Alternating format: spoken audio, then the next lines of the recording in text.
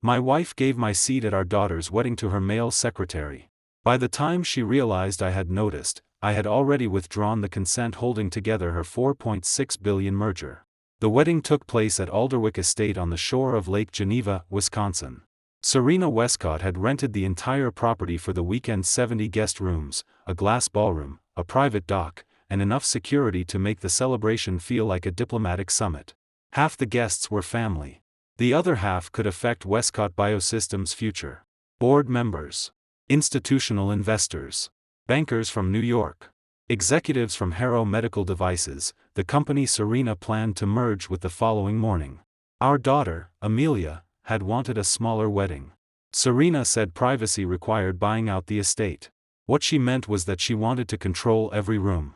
I arrived at the reception after walking Amelia down the aisle. For 26 years, I had imagined that walk. When she was 7, she used to wrap a white bedsheet around herself and make me escort her from the living room to the kitchen while Serena applauded from the couch. At 12, Amelia had spinal surgery and spent 3 months relearning how to walk without pain. I slept beside her hospital bed while Serena traveled between Milwaukee and Boston trying to keep Westcott Biosystems alive.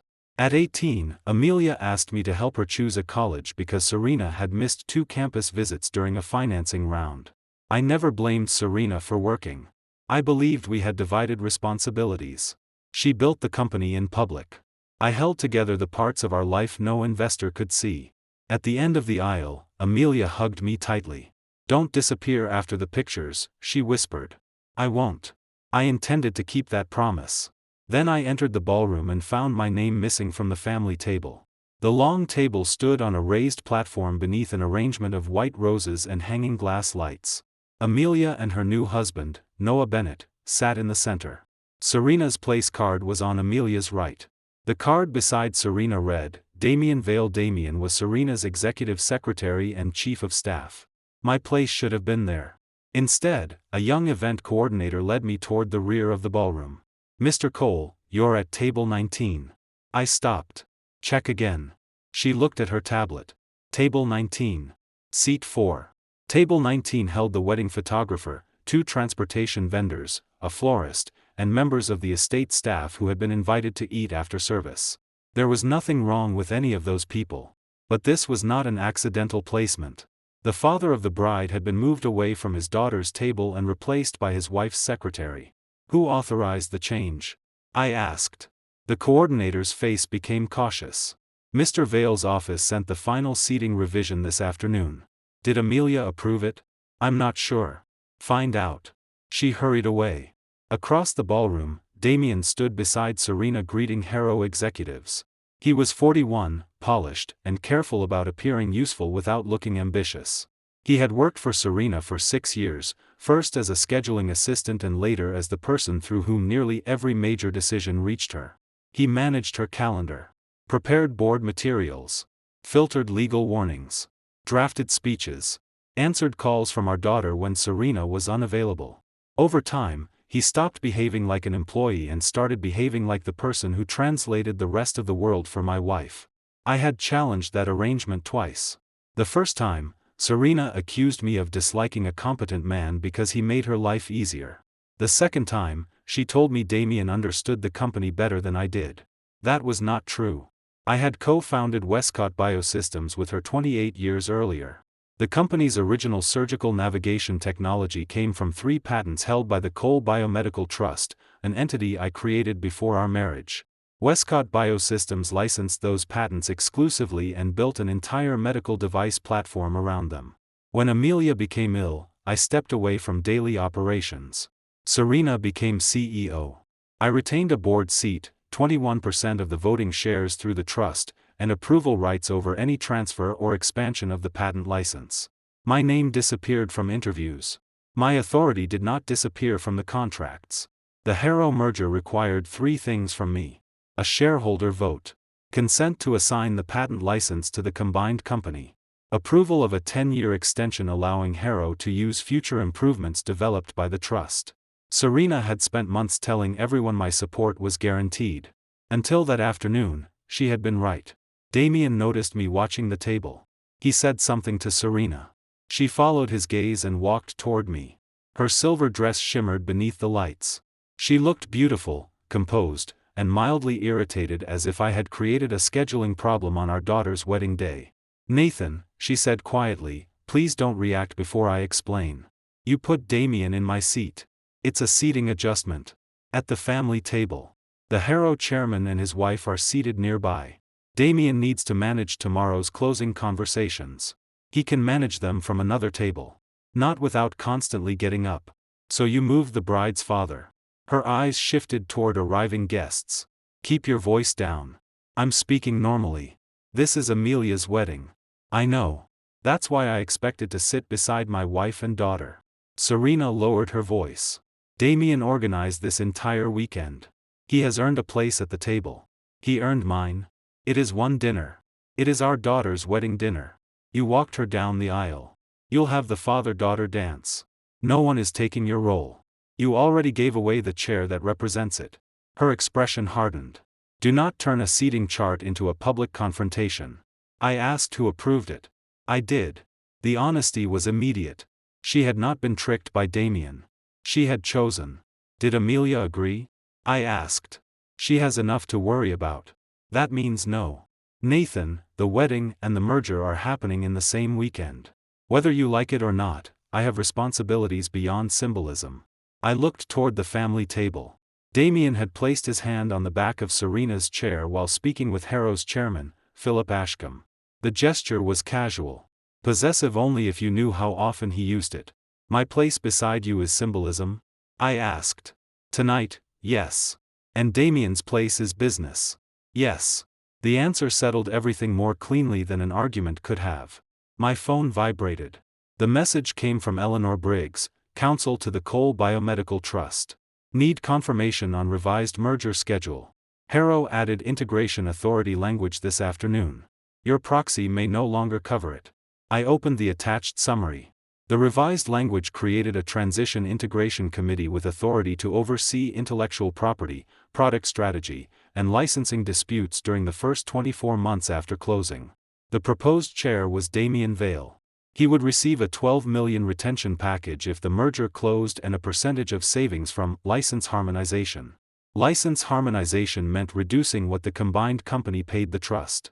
Damien would gain authority to challenge the value of patents I owned while earning money if he succeeded. I scrolled farther. The revised schedule also granted the committee power to recommend compulsory transfer of future navigation improvements into the combined company at predetermined rates. That provision had never appeared in the draft I approved. "Did you know the merger terms changed?" I asked. Serena's face became still. "What terms?" "Damien was made chair of the integration committee. That is an operational appointment. He can review the trust license. He can recommend efficiencies. He earns a bonus for reducing license costs. You are still paid fairly. That is not the point." Her patience disappeared. "The point is that Harrow needs confidence the merged company will not be controlled by your trust forever. The trust owns the patents. And the company spent 28 years commercializing them. Under a contract. Nathan, not tonight. You changed the transaction today. Lawyers refined it. Did you intend to tell me before I sign tomorrow? You granted me a voting proxy. The proxy applies only if there are no material changes. This is not material. You placed your secretary in charge of negotiating against my ownership and gave him a personal financial incentive. He is my chief of staff. He is your secretary with an expanded title." Her eyes flashed. "That is insulting." So was Table 19. For 1 second, neither of us spoke. The orchestra began playing as guests moved toward their seats. Serena looked toward the family platform. "I need to sit down." "So do I. Please do not embarrass Amelia." "I won't." "Then take the assigned seat and we'll discuss this after the reception." I looked at the woman I had married before Westcott Biosystems employed 50 people. Before investors learned her name. Before Damien began answering her phone. "You expect me to sit in the back, smile through his toast, and approve the merger tomorrow. I expect my husband to understand what this weekend requires." "What does it require?" "Support. Without consent." She turned away. I called Eleanor. She answered immediately. "Are you somewhere private?" she asked. "No. But I can give instructions." "What did Serena tell you about the revision?" She called it operational. It is material. Damien's committee authority affects the patent assignment and future license extension. Can I revoke the proxy tonight? Yes. You can also withdraw the trust's conditional consent. What happens if I do? Harrow cannot close under the current merger agreement. The financing banks conditioned their commitments on the patent extension. Will the company collapse? No. Westcott remains operational. The merger pauses unless they renegotiate. Send formal notice. Eleanor paused. Nathan, once we send it, the board will know within minutes. I understand. Do you want to wait until after the wedding? I looked toward the raised table. Damien had taken my chair. Serena sat beside him. Amelia had just entered the ballroom with Noah. She saw the place cards and stopped. Her eyes searched the room until she found me standing near the side doors. The confusion on her face told me she had not approved the change. No, I said. Send it now. Revoke the proxy? Yes. Withdraw consent to the patent assignment and extension? Yes. Any additional request? Demand a special committee review of Damien's retention package, related party authority, and all last-minute merger amendments. I'll circulate it to Westcott, Harrow, the banks, and both boards. Do it. The coordinator returned. Mr. Cole, I'm sorry. The bride's original chart did place you at the family table. Who changed it? Mr. Vale sent the revision with Mayor, she caught herself. With Mrs. Westcott's approval. Thank you. Amelia left the platform and crossed the ballroom toward me. Dad, why are you back here? Ask your mother. I did. She said it was for business. Her eyes filled. I told the planner I wanted you beside me. I know. I can move Damien. It's your wedding. You should not have to manage this. You're my father. And I'm here. She looked at table 19, then at her mother. This is wrong. Yes. The master of ceremonies called everyone to their seats. Amelia took my hand. Come sit with me. Before we could move, Philip Ashcombe stood abruptly from the Harrow table. His general counsel whispered into his ear while holding a phone. Across the room, Serena's phone began vibrating. Then Damien's. Then the investment banker seated near the stage. The music continued, but conversations faded as more executives checked their screens. Serena opened Eleanor's notice. Her face lost color. Damien read over her shoulder. Philip Ashcombe turned toward them. We have a problem, he said loudly enough for the nearest tables to hear. The patent trust has withdrawn consent. Our banks will not fund the merger without it. Serena looked across the ballroom at me. What did you do? I held our daughter's hand. I stopped approving decisions made after you decided I no longer deserved a place at the table. The billion-dollar merger had not died yet. But its closing was over. And tomorrow, Serena would have to explain to two boards why she had given her secretary authority over the one man whose signature they could not replace. Amelia did not let me sit at table 19. She took my place card from the vendor table, carried it onto the platform, and placed it beside her own. Then she lifted Damien's card. You're sitting with the Harrow team, she told him. The ballroom had become quiet enough for the nearest guests to hear. Damien looked toward Serena. My wife remained standing with Eleanor's notice open on her phone. Amelia, she said, we can adjust this without creating a scene. The scene was moving Dad away from me. This table includes people involved in tomorrow's closing. It's my wedding table. Damien offered a careful smile. I'm happy to move. There was clearly a misunderstanding. No, Amelia said. There wasn't. She handed his place card to the coordinator. You changed my seating chart. I sent a revision approved by your mother. You knew where I wanted my father. Damien's smile disappeared. Noah stepped beside Amelia. He did not raise his voice. Mr. Vale, please take the other seat. Damien looked around the ballroom. Harrow executives were watching. So were Westcott directors, bankers, and employees who had spent years pretending not to notice how much authority Serena allowed him to exercise. He walked down from the platform. I sat beside my daughter. Serena returned to the chair on my other side, but the distance between us felt greater than the entire ballroom. The reception continued because Amelia deserved more than having her wedding turned into an emergency shareholder meeting. Dinner was served. The orchestra played. Noah's brother gave a toast about surviving law school with him. Amelia's college roommate described the first time they met. My father-daughter dance began at 9.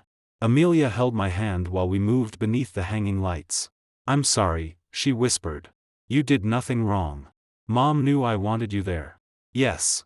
She said Damien needed the seat because the merger guests would expect him near her. That sounds like what she believed. Why didn't she just add another chair? Because the point had not been convenience. The seating arrangement created a picture.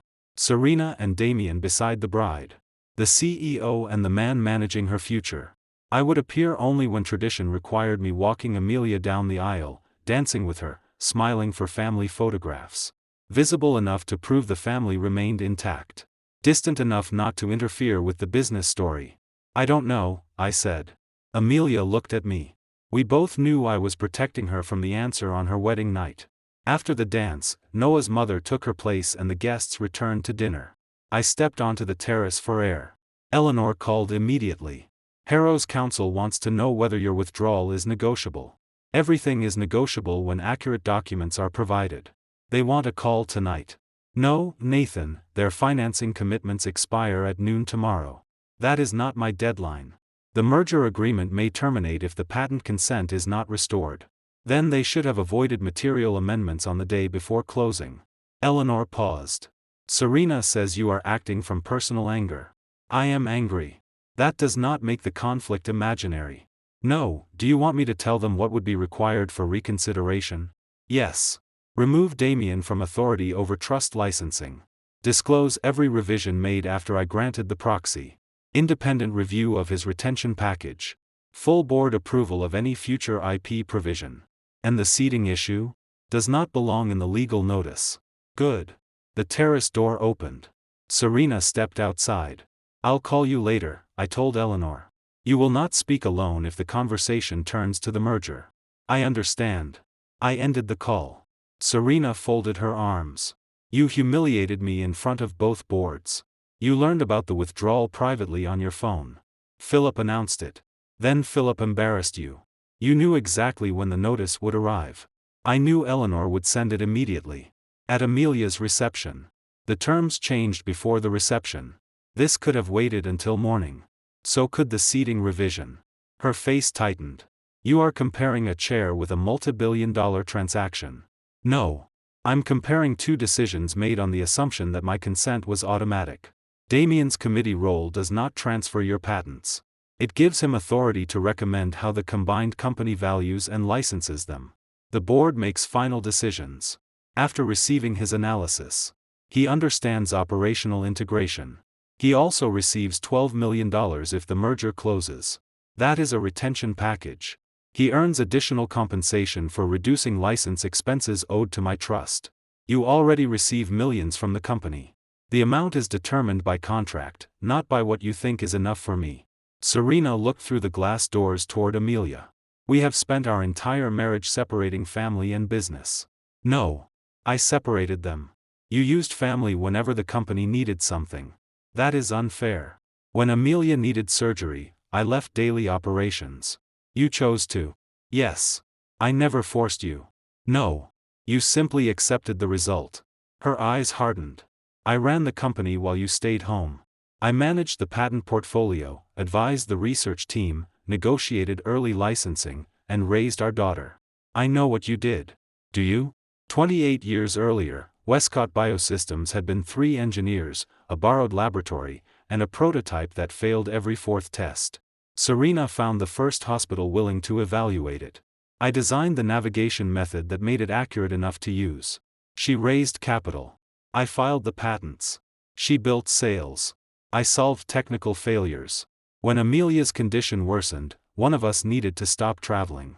Serena was better at leading investors. I was better at caring for our daughter through surgery and rehabilitation. We made the decision together. At least, I thought we had.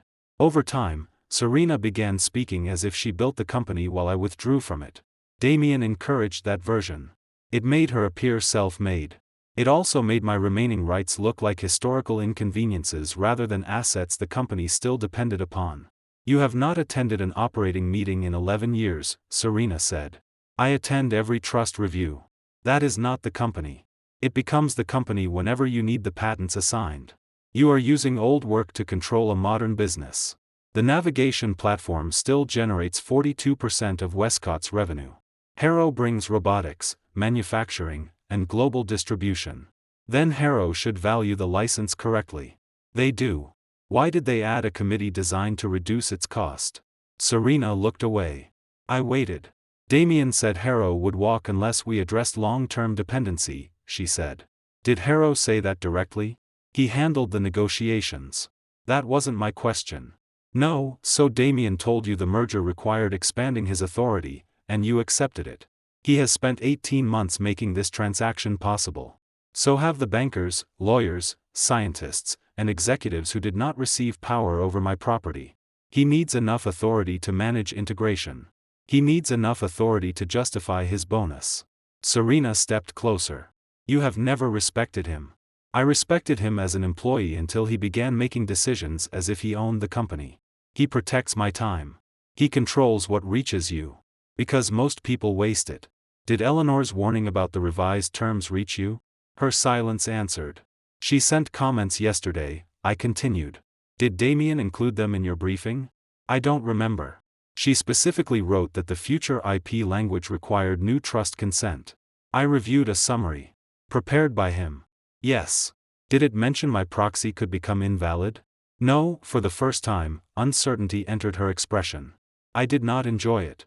I had spent years warning Serena that Damien's usefulness depended on controlling the information around her. She heard jealousy because that explanation allowed her to keep him without examining his power. What exactly did he tell you? I asked. That the changes clarified transition authority and did not affect existing ownership. They affect future improvements and licensing disputes. He said the language was standard. It is not. Are you certain? I read it. She looked back into the ballroom. Damien stood beside Philip Ashcombe and Harrow's general counsel. He spoke calmly while pointing to something on his tablet. Even after losing the chair, he had positioned himself at the center of the crisis. Serena watched him for several seconds. Then she said, restore consent tonight. We will review his authority after closing. No, if Harrow walks, Westcott's share price may fall 20% when markets open. The company remains profitable. Employees will lose equity value. That risk belongs to the people who changed the terms. You know investors will blame me. You are the CEO. Her eyes filled with anger. I thought my husband would stand beside me tonight. I tried. You gave the seat away. The word struck her harder than I expected. She recovered quickly. You are willing to damage Amelia's wedding to prove a point. Amelia corrected the table. The only people discussing the merger are us. You know what tomorrow's headlines will say. No one outside this estate knows why closing stopped. They will. That depends on what your team releases. She stared at me. Then the terrace door opened again. Damien stepped outside. Serena, Philip needs an answer within 30 minutes. I'm speaking with my husband. He asked me to explain the integration language. I don't need your explanation, I said. Damien turned toward me. The committee cannot alter trust rights. It can only make recommendations. Recommendations tied to your compensation. My bonus is based on overall merger savings, including lower licensing costs. That does not mean unfair licensing. It means you profit from negotiating against me. You are already one of the largest individual beneficiaries of the transaction. I am not receiving merger consideration for the trust's future technology. You would receive an extended royalty stream, at rates set before those improvements exist. Damien's tone became softer. Nathan, Westcott cannot remain dependent on one family-controlled entity forever. One family-controlled entity? The Cole Biomedical Trust.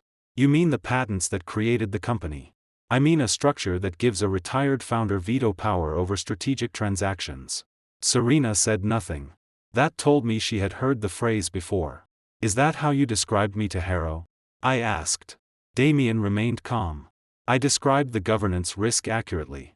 Did you tell them I had already granted conditional consent? Yes.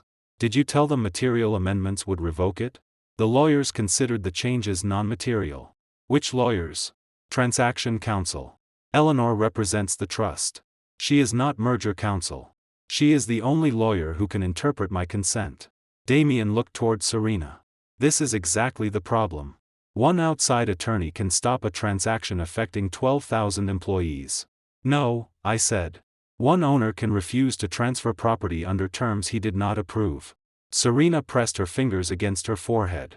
Enough. Damien lowered his voice. Philip wants confirmation before the reception ends. If Nathan refuses, Harrow will announce the closing delay at 7 tomorrow morning. Let them, I said. Serena looked at me.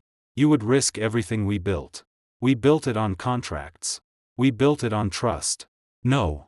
You are asking me to replace the contract with trust after secretly changing it. Damien's phone vibrated. He glanced at the screen. The financing banks have paused tomorrow's wire schedule. Serena closed her eyes. Then she made another choice. Go back inside, she told him. Tell Philip the first will obtain Nathan's consent. Damien nodded and left. She had not said we would negotiate. She said she would obtain it. You still think this is yours to promise, I said. I know you. You knew the man who kept sacrificing to protect the company and family. That is who you are. That is who you depended on. She reached for my hand. I stepped back. I will move Damien away from the trust committee after closing, she said. No, I will reduce his bonus. No, what do you want? A complete review before any consent. That kills the timetable. The timetable is not mine. It affects my career. And that is not mine to finance through surrender. Her face changed.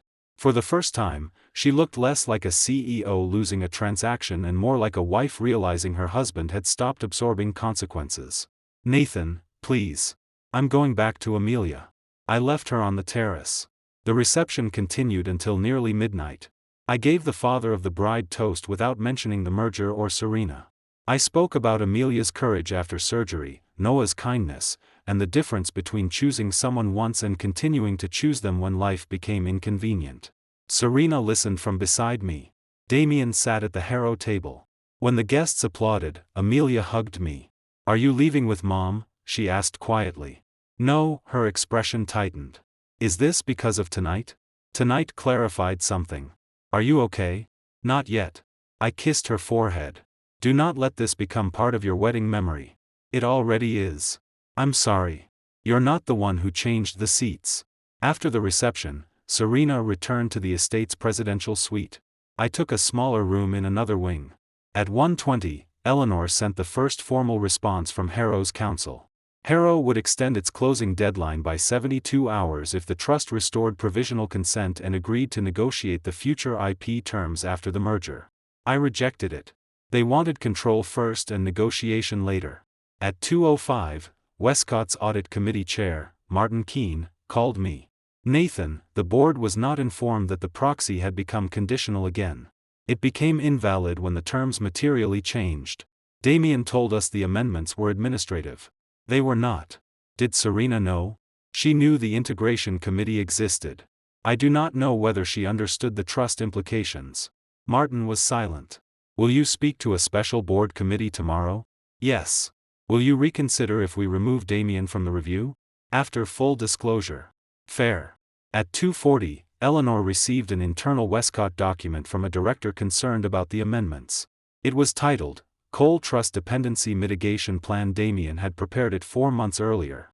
The plan proposed gradually reducing royalties, challenging the scope of 2 core patents, moving new research into Harrow-controlled subsidiaries, and using merger pressure to obtain a permanent license before I understood how much leverage I still held.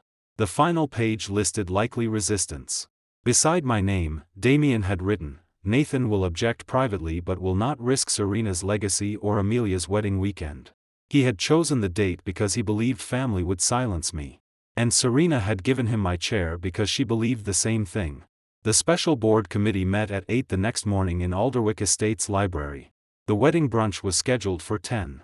Serena had wanted the merger signed before guests checked out, allowing Westcott and Harrow executives to pose together on the estate steps while the lake reflected behind them. Instead, 6 directors, 4 attorneys, 2 investment bankers, and Philip Ashcombe sat around a carved oak table reviewing a document most of them had never seen. Coal Trust Dependency Mitigation Plan. Damien sat at Serena's right. I sat across from them with Eleanor Briggs. Martin Keene opened the meeting. This committee's purpose is not to resolve family disagreements. We need to determine whether the board received complete information before approving the merger and whether changes to the intellectual property provisions require renewed consent. Damien leaned forward. The board received every material term. Eleanor opened the plan. Then explain why this document was excluded from the board portal. It was an internal working paper. It proposes challenging patent scope, shifting research into new subsidiaries, and using merger timing to obtain a permanent license. Those were strategic possibilities. Prepared 4 months before the merger agreement was finalized. Companies consider many possibilities. Martin looked at him. Who requested the plan? Damien glanced toward Serena. She answered. I asked my office to evaluate long-term dependence on outside intellectual property. Outside? I said. Serena's expression tightened. The trust is legally separate from Westcott. It has been legally separate since the company was founded. That does not mean the structure remains ideal. Martin turned to Eleanor. Does the current license prevent Westcott from operating? No. Westcott holds an exclusive license in its defined medical fields. The agreement renews automatically if the company meets royalty, reporting, and development obligations. Can the trust terminate without cause? No. Then what is the dependency risk? Eleanor pointed to the merger documents. Harrow wants to expand the licensed technology into autonomous surgical robotics and several diagnostic applications not covered by the current fields. That requires new consent. Philip Ashcombe spoke for the first time. Harrow cannot invest billions into integration while a separate family trust controls future product expansion. The trust does not control Harrow's existing technology, I said. It controls the navigation platform connecting our systems.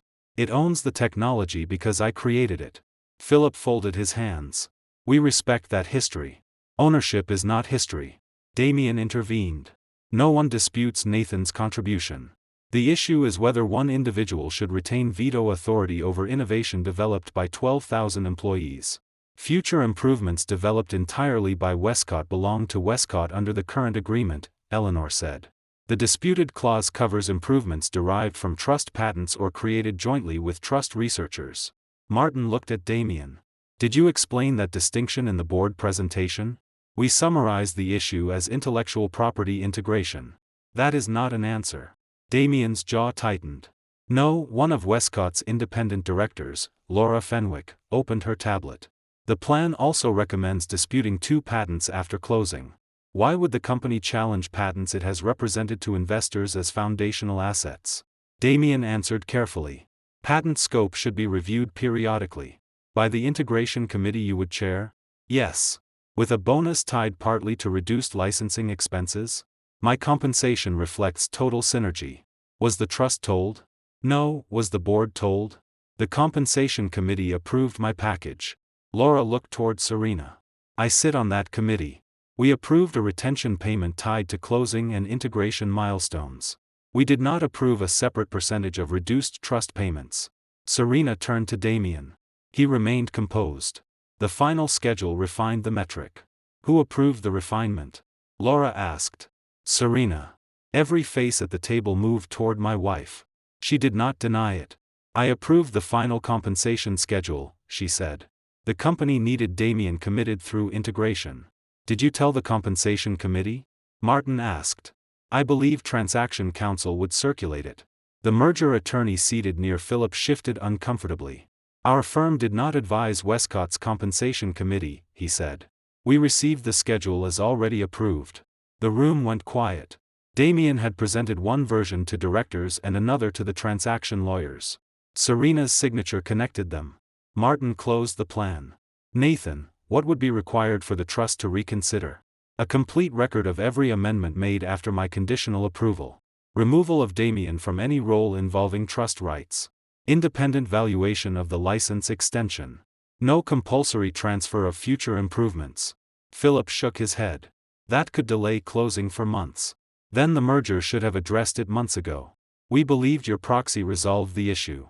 You believed what Damien told you. Philip looked directly at him. You said Nathan had approved the permanent extension in principle. He had. No, Eleanor said. He approved a 10-year extension limited to existing fields, subject to final language. The permanent cross-field license appeared later. Philip's general counsel passed him a document. His expression changed while reading.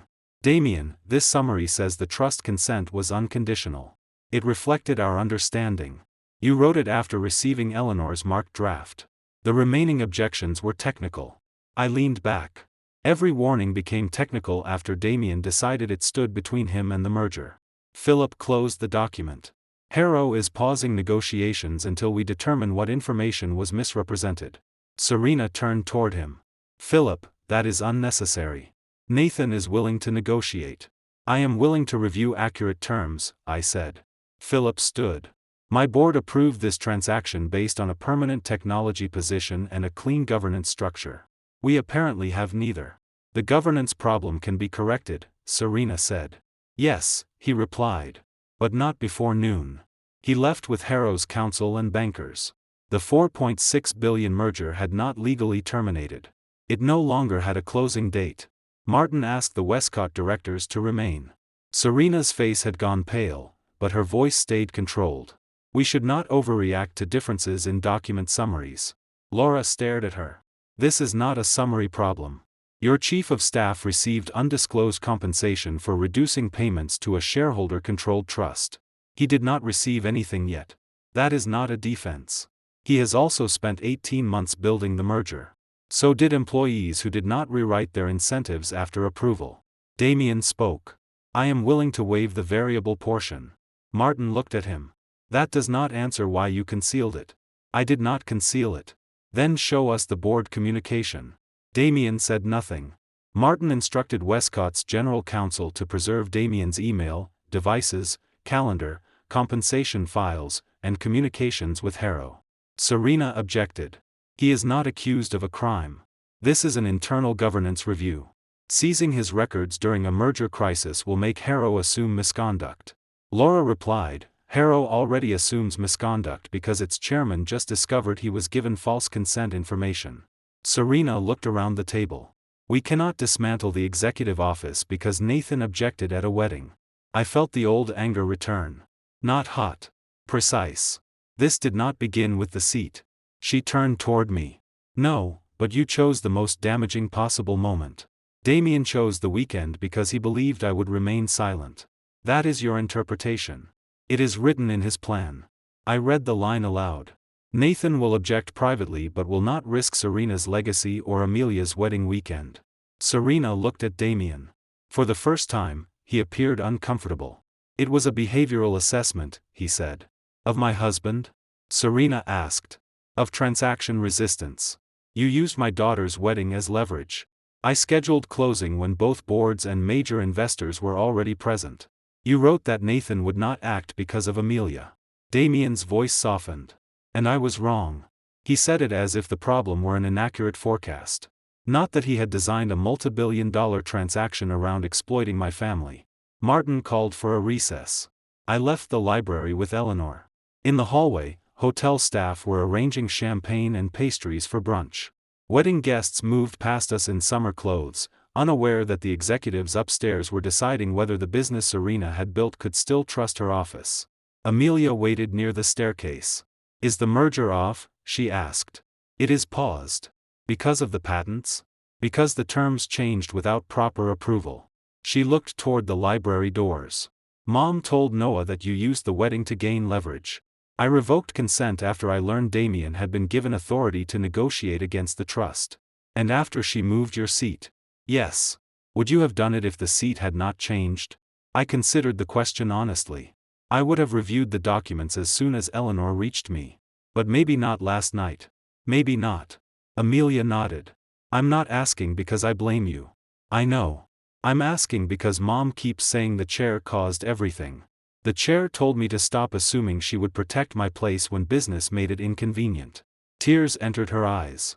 She made my wedding into evidence. No. Damien did that in his plan. She approved the seating change. Yes. Amelia pressed her lips together. I asked her this morning why she did it. What did she say? That the family table needed people central to the weekend. I said nothing. She realized how it sounded, Amelia continued. Then she said you already had the important ceremonial roles. As if father were a temporary assignment. She's wrong. Yes.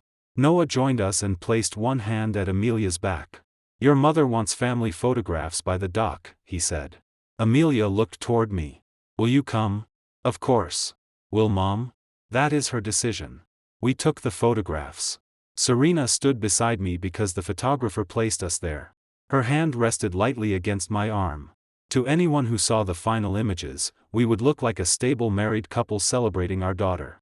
Between photographs, she did not speak. Damien was excluded after Amelia instructed the photographer that only family belonged on the dock. At brunch, I sat beside Amelia. Serena sat across from us. Damien did not attend.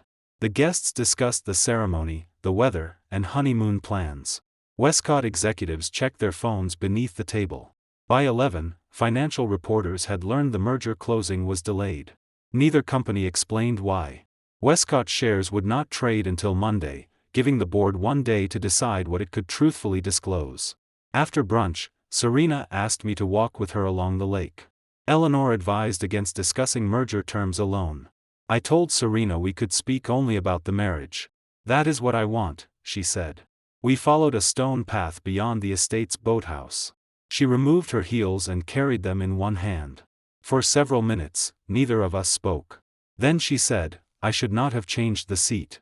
No, I thought Damien needed to be visible to Harrow. And I did not. I knew you would still be part of the wedding. On the schedule." She stopped. "That is cruel." "It is accurate. I did not stop seeing you as my husband. You saw me as the husband who would accept being moved." Her eyes filled. "I knew you would understand the pressure. That has become your excuse for every decision you do not want to ask me about. The merger affects thousands of people. So you keep saying. It is true. So are my rights." She looked over the water. "When did you begin hating Damien?" "I don't hate him." "You clearly do. I distrust a man who filters your information, expands his authority, and earns money by reducing what belongs to me. You disliked him before the merger." "I disliked that he answered Amelia's calls for you." Her head turned sharply. "That is unfair. She called you after Noah proposed." Damien returned the call. "I was in a board meeting. He told her you approved the wedding date. He manages my calendar. He began acting like your presence could be delegated." Serena's expression collapsed slightly. "I called her later. 6 hours later. I am not discussing my relationship with our daughter through you." "Then discuss it with her." She wiped beneath one eye. "I spent my life making sure Westcott survived. And I spent mine making sure our family did. You say that as if I abandoned both of you. You were present whenever the company allowed it. That is not fair. Neither was Table 19. She looked down at the shoes in her hand. "I can remove Damien from the integration committee. The board may remove him from more than that. You want him fired. I want an independent review. Everything is a process with you. Processes are what remain when trust is damaged." Her voice broke. "Is our trust damaged?" "Yes. Because of one night?" "Because one night showed the structure underneath years of choices. I told her I would move into another room until we left the estate. Once home, I would stay at our lake apartment while family council prepared a separation framework." Serena stared at me. "You are leaving me during the merger crisis. I am separating because you treated my marriage, my patents, and my place in our daughter's life as resources you could rearrange. You cannot decide 26 years are over in one morning. I did not decide this in one morning. I recognized it." She caught my hand. "Wait until the board review ends. No, wait until Amelia returns from her honeymoon. No, do not make her wedding the date our marriage ended. You and Damien already placed that date in the merger plan." She released me. I walked back toward the estate alone. At 3, Eleanor received access to a newly preserved email chain from Westcott's merger server. Damien had sent Serena the final seating revision 2 days before the wedding. He wrote, "Keeping Nathan away from the Harrow table reduces the chance that Eleanor reaches him before closing. Once the reception begins, he will not create a scene in front of Amelia." Serena replied 7 minutes later. "Agreed. Put him somewhere respectable and keep the trust lawyers off the property until morning." She had not simply approved a chair for Damien. She had moved me away from my daughter to help prevent me from discovering the merger changes before my proxy was used. The wedding insult had not been careless. It had been part of the closing strategy. And my wife had approved it in writing. Eleanor did not send the seeding email to the full board immediately. She preserved the original message, server metadata, access history, and attachment showing the final table revision. Then she delivered it to Martin Keene and Westcott's outside counsel under a formal governance notice. The distinction mattered. If I released the email myself, Serena could call it marital retaliation. If independent directors reviewed it as evidence that the CEO had participated in concealing material merger changes from a required rights holder, it became a corporate problem. At 3:42, Martin called a second special committee meeting. Damien was instructed not to attend. Serena objected. "He is chief of staff," she said. "He manages the merger record." "That is precisely why he cannot manage this review," Martin replied. "We met by video because most directors had already left Alderwick Estate.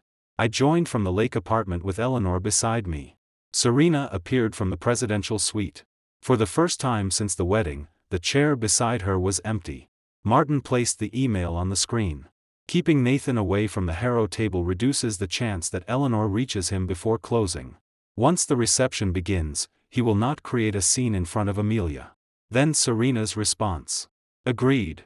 Put him somewhere respectable and keep the trust lawyers off the property until morning." No one spoke for several seconds. Martin looked directly into his camera. "Serena, did you write this?" "Yes."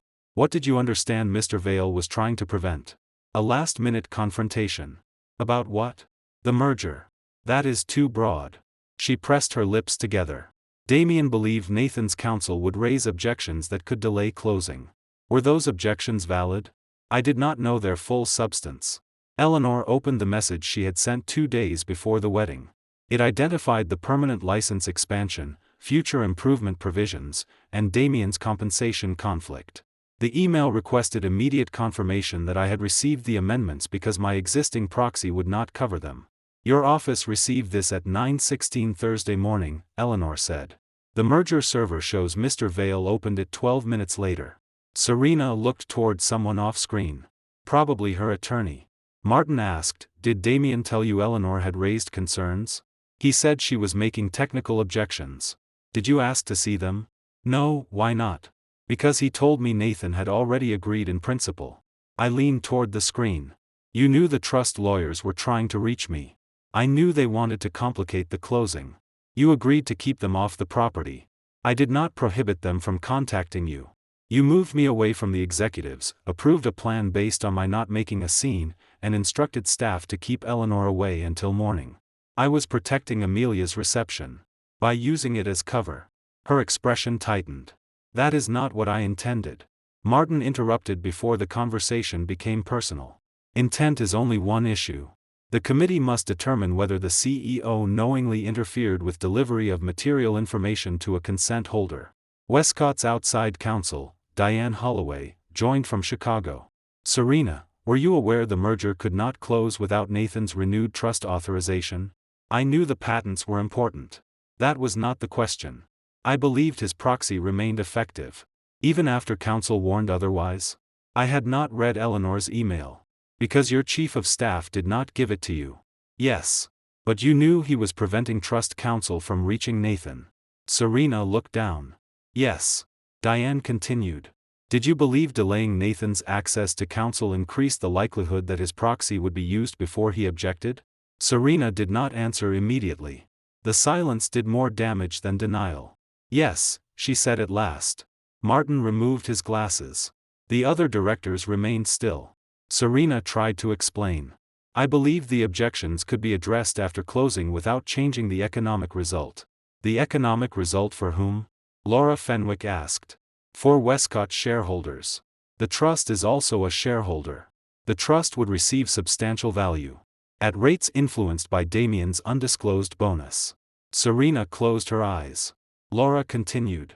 "You were not protecting the company from an unreasonable outsider. You were preventing a founder and major shareholder from learning that your chief of staff had created incentives to negotiate against him. I relied on Damien's judgment.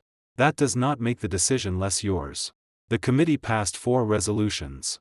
First, Damien was suspended from all duties pending an independent investigation. Second, his access to company email, board materials, compensation files, and merger systems was terminated immediately.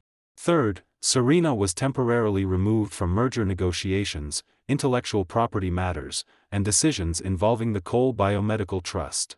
Fourth, the audit committee would review whether she had breached her fiduciary duties by obstructing delivery of material information. Serena remained CEO. For the moment, her authority narrowed around her while the company continued operating. At 4:20, Harrow received the resolutions. Philip Ashcombe responded through counsel. Harrow would not resume merger discussions until Westcott completed the investigation, corrected all disclosure failures, and demonstrated that the patent rights could be secured without governance conflict. The financing banks extended nothing. The original commitment deadline expired at noon the next day. If the merger returned, the parties would need new credit approvals, new board votes, and possibly new valuation work. The transaction was no longer delayed by 72 hours. It had lost its financial structure. Serena called after the board meeting. I did not answer until Eleanor confirmed the merger discussion had ended. What did you want? I asked. You gave them the seeding email. Company counsel retrieved it from the server. You knew what it would do. Yes. Her voice shook. They suspended Damien. The committee did. They removed me from my own merger. Temporarily. Do you believe I should lose the company too? I believe the board should review what happened. You sound like a stranger. You treated me like an obstacle whose access could be managed. I was trying to stop you from destroying Amelia's wedding. You wrote that I would not create a scene in front of her. You counted on my love for our daughter to keep me uninformed. I thought the lawyers could resolve everything in the morning. After the banks wired the money. We could have amended the license later. No. You wanted the transfer completed before I understood what had changed. She began crying. I was afraid Harrow would walk. So you decided my consent was less important than their deadline. I thought you would eventually agree. That sentence has followed our entire marriage. What does that mean? You decide what the company needs. Then you present the consequences as too serious for me to refuse. That is not fair. When I left operations for Amelia, you said it was temporary. When you expanded the patent fields, you said the company had already promised hospitals. When you delayed royalty audits, you said investors could not see conflict between us. Every time, I agreed because the damage of refusing had already been created. I never forced you. You built emergencies around my answer. She went quiet. I continued. Damien understood the pattern. He scheduled closing during the wedding because he knew I would protect Amelia before protecting myself. I did not think of it that way. You approved it anyway. Her breathing became uneven. Are you really filing for separation? Yes. When? Tomorrow. Nathan, wait until Amelia returns from her honeymoon. No, she will believe her wedding ended our marriage. Our decisions ended it. Hiding them for 2 weeks will not change that. Please. The word came without authority. It still did not change my answer. I will communicate through counsel about property and family matters. You cannot erase 26 years because of one email. The email proves this was not one impulsive seeding mistake. I know. The admission was quiet. I waited. She said, I knew Damien wanted to keep you away from Eleanor. Did you know why? He said the trust objections would make Harrow nervous. Did you know the terms affected my rights? I knew they expanded the license. Permanently? Yes. Did you know Damien would profit if trust payments fell? A pause. Yes. The answer ended the last possibility that she had merely failed to read. How long had you known? 3 weeks. I looked at the lake through the apartment window. 3 weeks earlier, Serena and I had eaten dinner at home. She asked whether my tuxedo still fit. She told me Amelia wanted us in every major wedding photograph. That entire evening, she knew Damien had been given a financial interest in reducing what belonged to me. You sat across from me for 3 weeks and said nothing. I was waiting for the final compensation schedule. You signed it. Yes. Then why hide it? Because I knew you would demand changes. Changes the board is demanding now. I thought the merger mattered more. There it is. She began crying harder. Nathan, I was wrong. Yes. I can correct it. You can cooperate with the investigation. I can fire Damien. The board may do that for you. I will remove every clause affecting the trust. Harrow may no longer return. Then I'll find another merger partner. That is a company decision. What about us? No, you did not even let me finish. Because corporate concessions are not payment for another chance. I am not bargaining. You offered to fix the merger terms immediately before asking about us. She said nothing. Goodbye, Serena. I ended the call. The following morning, family attorney Adrian Moss filed my petition for legal separation in Milwaukee County. The filing requested temporary control of my separate assets, preservation of joint property, and an order preventing either spouse from accessing the other's confidential business or trust records. I did not ask to freeze Serena's personal income. I did not ask for control of Westcott. I did not request removal from the marital home because I had already moved. The company and divorce would proceed separately. That was a boundary Serena had never believed I would enforce. At 10, Damien's attorney sent a demand to Westcott. He claimed the suspension violated his employment agreement and triggered a $7 million severance package. Martin forwarded the contract to the audit committee. The severance clause had been added 6 months earlier. The compensation committee had not approved it. Serena's electronic signature appeared beneath the amendment. When asked, she admitted Damien presented it as standard executive protection during the merger. She had signed without circulating it. Again. By noon, auditors found 3 more changes. Damien had received authority to approve consultants up to $500,000 without secondary review. He had created a merger advisory contract with Vail Strategic Partners, a company owned by his older brother. Westcott had paid the firm $2.8 million for stakeholder alignment and integration readiness. No competitive process existed. No detailed work product appeared in the files. Serena had approved the payments. The audit committee froze the remaining contract balance and demanded supporting records. Damien's suspension became termination for cause pending final board confirmation. He responded by sending Harrow an 80-page presentation accusing me of using the trust to extract excessive royalties and sabotage Serena's leadership. The presentation contained confidential Westcott research data. His access had been terminated 12 hours earlier. Someone had downloaded the files before the suspension. Audit logs showed the transfer came from Serena's executive account. She denied sending them. Her password had been stored inside Damien's secure credential manager for years.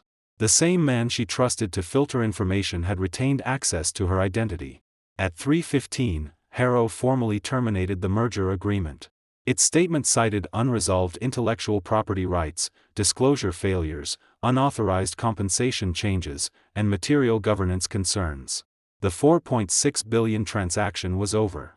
Westcott remained profitable, solvent, and independent. Its share price would fall when trading opened. Its employees would still report to work. The company had not been destroyed. The merger had been killed by the same hidden structure Serena and Damien believed my signature would quietly legitimize. At 3:22, Serena sent me one message. The merger is dead. Are you satisfied now? I read it once. Then I forwarded it to Adrian as part of the separation record. I did not answer. Satisfaction had nothing to do with it.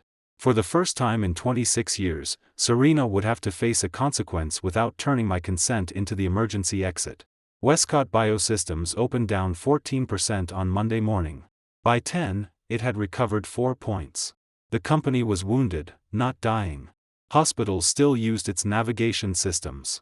Surgeons still placed orders. Manufacturing lines continued operating in Wisconsin, Massachusetts, and North Carolina. The cancelled merger had erased anticipated value, not the business itself. That distinction mattered to everyone except Serena. At 8:06, she entered Westcott headquarters through the underground garage. Reporters waited outside the main entrance, but employees still saw her cross the lobby on the internal security feed. She walked alone. For 6 years, Damien had arrived before her, cleared the elevator, handed her a briefing folder, and told everyone what she had time to hear. Now his credentials were disabled. His office was sealed. His name had disappeared from the executive directory. At 8:20, Martin Keene convened the audit committee. I attended by video as a trust representative, not as Serena's husband. Eleanor sat beside me. The committee had hired forensic accountant Lena Morell and outside investigator Charles Vance. Their first report focused on Damien's access. He had not simply managed Serena's password. He controlled a credential vault containing her corporate email, board portal, merger data room, private calendar, travel system, and electronic signature certificates.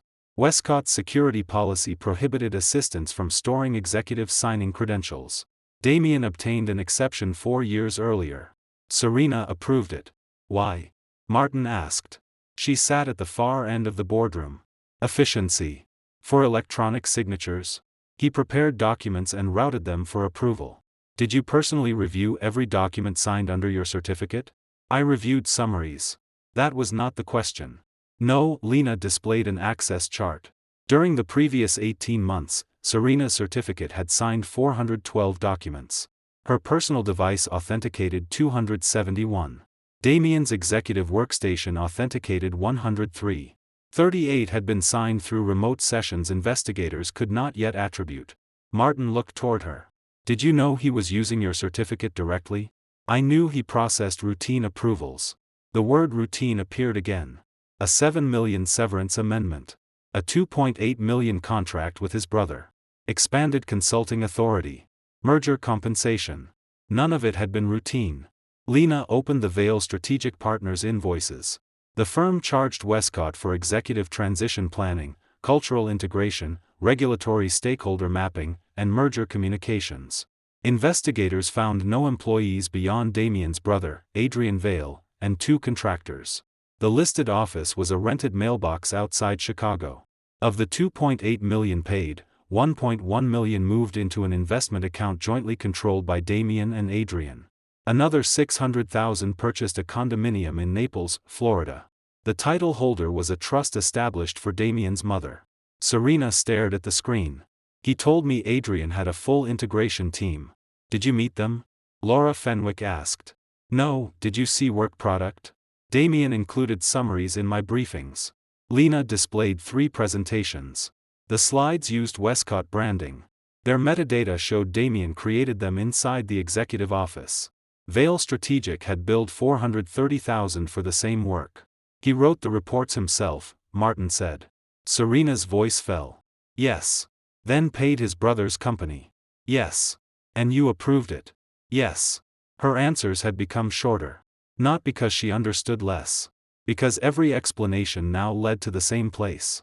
She had given Damien access, then treated his use of that access as proof of competence. The audit moved to the merger retention package. Damien's official compensation included a $5 million closing bonus and $2 million for remaining through integration. The undisclosed schedule added up to $5 million more based on license harmonization, consultant reductions, and accelerated transfer of research assets. Total potential payment, $12 million. He had also negotiated a role as Chief Integration Officer in the combined company with annual compensation exceeding $3 million. Philip Ashcombe later confirmed Harrow believed Westcott's compensation committee had approved every term. It had not. Who sent Harrow the certification? Martin asked. Lena displayed the email. It came from Serena's account. The attached statement said, the compensation package for Damien Vail has received all required internal approvals. Serena looked at the timestamp. I was at Amelia's rehearsal dinner. Did you send it? Martin asked. No, did you authorize him to send it?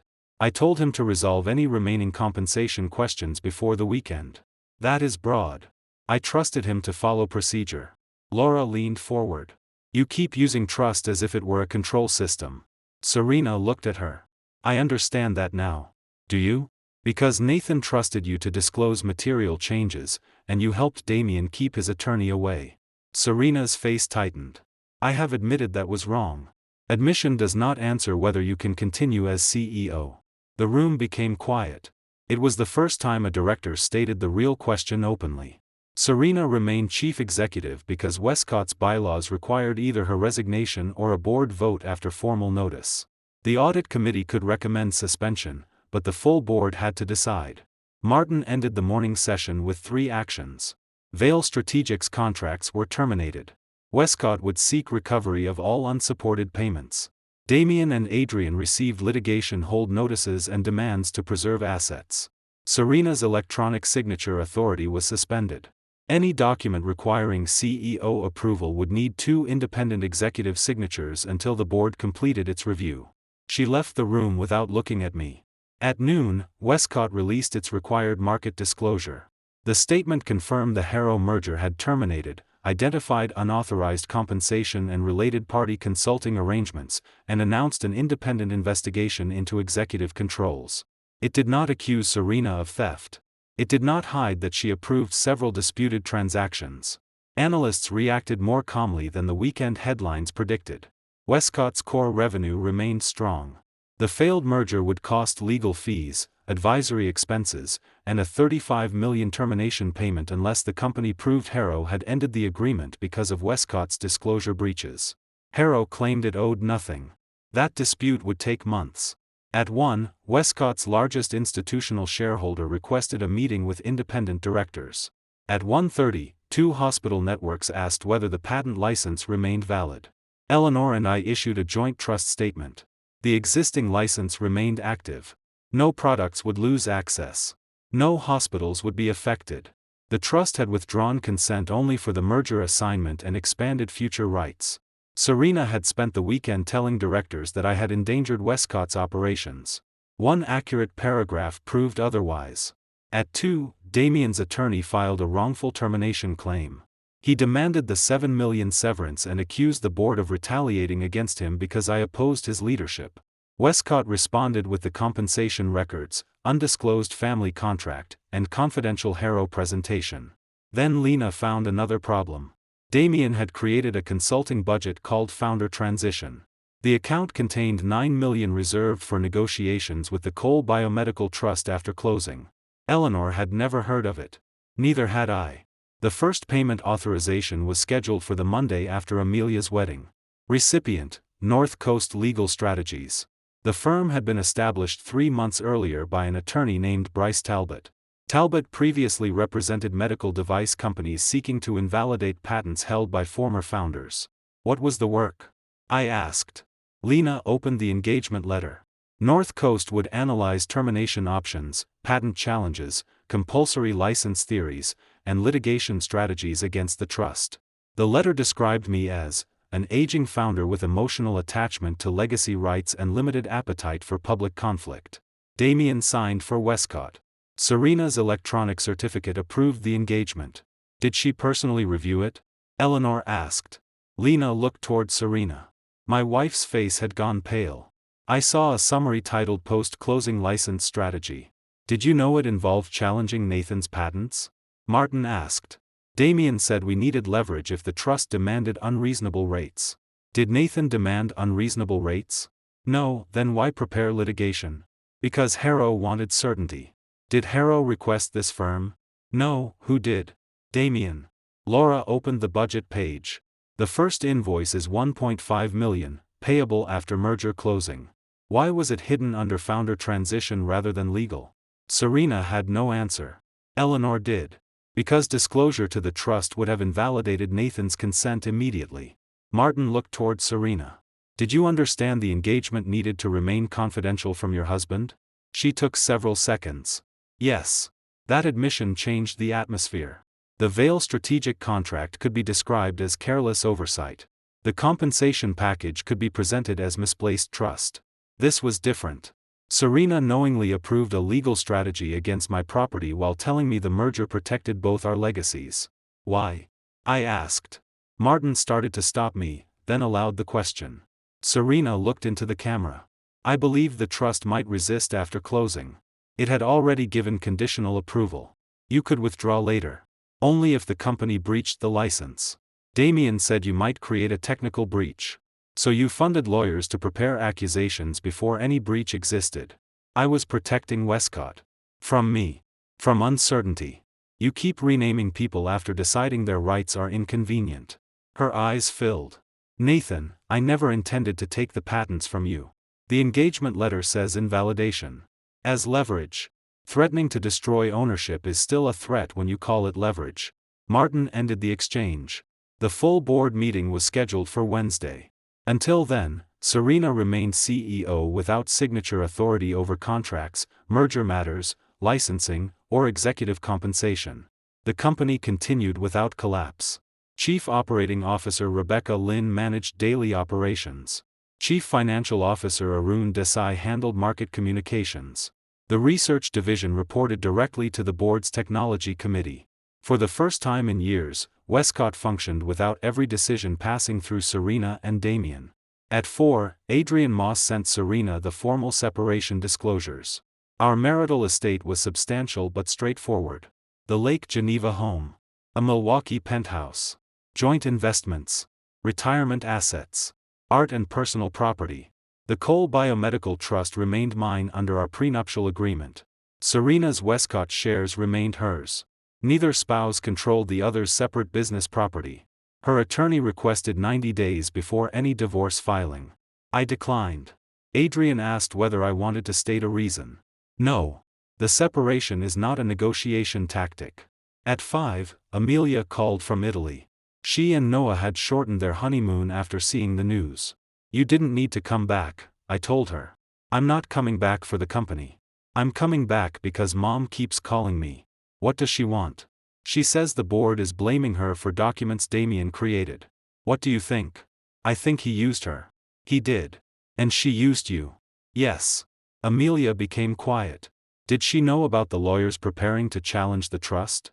Yes. She approved that before the wedding? Yes. Then she didn't just move your chair. No, she was preparing to take what was yours while asking you to smile beside her. I did not want my daughter carrying that sentence through the rest of her honeymoon. Amelia, this is between your mother and me. She used my wedding. Yes. That makes part of it mine. I could not deny it. She continued. I told her I won't speak with Damien. She asked me to say publicly that the seating change was a misunderstanding. What did you say? That I saw the original chart. Good. She started crying. That does not make your answer wrong. I know. I just wish everything didn't become proof against someone. So do I. After we ended the call, Serena arrived at the Lake apartment. Building security called before allowing her upstairs. I asked Adrian to join by phone. Serena entered carrying the North Coast engagement letter. She placed it on the table. I terminated them. The board froze the contract. I sent personal confirmation that Westcott will not challenge the trust. You no longer control that decision. I am still CEO. For now. The words hurt her visibly. She sat across from me. I did not understand Damien intended to invalidate the patents. You approved a legal strategy without reading it. I understood there would be pressure. Against your husband. Against the trust. I am the trust's controlling trustee. I separated the legal entity from you. Only when doing so made the harm easier. She began crying. I was afraid Harrow would abandon the merger if they believed you could change your mind. So you planned to remove the value of my decision after closing. I thought we would negotiate. You hired litigation counsel. I was wrong. Yes. I fired Damien. The board terminated him. I told them I support it. That is appropriate. I waived his severance. You cannot waive a claim he is asserting. She closed her eyes. Every offer she brought was something another institution had already required. What can I do that matters to you? She asked. Except that the answer may be nothing. Her eyes opened. Nathan, 26 years cannot end because I trusted the wrong employee. They are ending because you trusted him when doing so allowed you to use me. I loved you. I believe you did. Then how can you leave? Because love became the reason you expected me to absorb every consequence. She looked toward the dark lake. I can resign. That is a board matter. I am not bargaining. Then do what you believe is right without asking what it buys from me. Serena stood. At the door, she turned. Damien says you planned this. What? He says you waited for the wedding so you could destroy the merger and remove me. Do you believe him? She did not answer immediately. That hesitation was enough. Leave, I said. Nathan, after everything found today, you still came here carrying his version. I said he says it. I did not say I believe it. You wanted me to disprove it. I wanted to hear you deny it. The records already do. She opened the door. I don't know how to stop doubting everyone. You could start by checking evidence before asking the person you harmed to make you feel safe. She left. At 9:30, Lena called with the first results from Damien's seized company laptop. Investigators found drafts of the founder litigation plan, Vail strategic invoices, and the wedding seating strategy. They also found a private document titled, Post-Closing Leadership Transition Phase 1 Removed the Trust's Leverage. Phase 2 reduced my public association with Westcott. Phase 3 prepared Serena's move from CEO to executive chair after the merger. Phase 4 installed Damien as chief executive of the combined medical division. His projected compensation exceeded $20 million annually. Serena's future role was ceremonial. He had used her authority to target me, then planned to remove her once he no longer needed either of us. And according to the file history, Serena had never seen that document. For the first time, she was about to learn what it felt like to be treated as useful only until the signature was secured. The full board received Damien's leadership transition file at 6 the next morning. By 7, Serena had read it. She called me once. Then again. Then 11 more times before the board meeting began. I did not answer. The document did not belong to our marriage. It belonged to Westcott's investigation, and the same director Serena had kept uninformed now needed to decide what her choices had done to the company. At 9, the board gathered inside Westcott headquarters. I attended as trustee and major shareholder. Eleanor sat beside me. Serena entered with her own counsel and took the chair at the head of the table. No one sat beside her. Damien's place remained empty. Martin Keene opened the meeting. We are reviewing executive control failures, undisclosed compensation, related party contracts, interference with shareholder consent, and evidence that the former chief of staff planned a leadership transition not presented to this board. Lena Morel displayed the recovered document. Post-closing leadership transition Phase 1, secure permanent patent rights and eliminate trust veto. Phase 2, reduce Nathan Cole's public and governance association with Westcott. Phase 3, move Serena Westcott from chief executive to executive chair after integration. Phase 4, appoint Damien Vail chief executive of the combined medical division. The timeline began 4 months after closing. Serena would retain a prestigious title, public appearances, and limited authority over philanthropy and long-term strategy. Damien would control operations, product integration, research budgets, and executive appointments. Laura Fenwick looked toward Serena. Had you ever discussed becoming executive chair? Not on this timetable. Did you know Harrow had evaluated Damien for an operating role? I knew he might become chief integration officer. Did you know he planned to replace you? No. Lena opened the file history. The document had been created on Damien's laptop 9 months earlier and revised after meetings with 2 Harrow executives. Philip Ashcombe joined remotely with Harrow's general counsel. He looked angry. Harrow did not approve this plan, he said. Mr. Vail described it as Westcott's internal succession preference. Did he tell you Serena supported it? Martin asked. Yes. Did you verify that with her? No. He represented that he spoke with authority from the CEO. Serena's lawyer leaned forward. My client did not authorize any plan to remove herself. No one is claiming she did, Martin said. The question is why Mr. Vail was able to represent her decisions without verification. Philip answered first. Because every communication from Westcott came through him. The sentence sat heavily. Damien arranged Serena's calls. He summarized her positions. He distributed documents carrying her electronic signature. He told Harrow what she had approved. And Serena had repeatedly defended that structure as efficiency. Lena displayed an email Damien sent to a Harrow strategy executive. Serena will resist the title change emotionally, but once Nathan's trust rights are neutralized, she will have no independent leverage. Present executive chair as protection of her legacy. Another message followed. Nathan remains useful only until patent assignment. Keep him socially visible through closing, then separate founder identity from company communications. Martin turned toward me. Had anyone discussed reducing your association with Westcott? No. Did Damien control founder communications? He controlled most press and event invitations. Laura opened the company's recent anniversary brochure. The history section credited Serena with founding Westcott in 1998.